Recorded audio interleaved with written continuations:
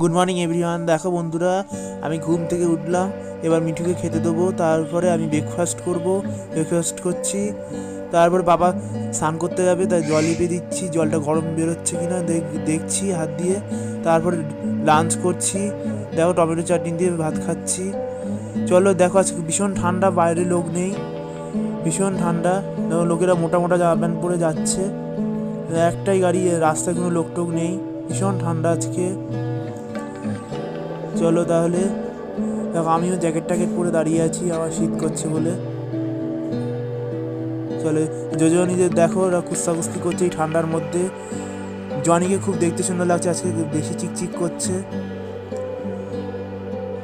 চলো তাহলে, জনি দেখো ওরা দুজনে মারামারি করছে এখনও। আমাকে দেখলে ওরা দুজনে একসাথে হলেই মারামারি শুরু করে, কে আমার কাছে আসবে তাই নিয়ে মারামারি হয়। তো গুড বাই।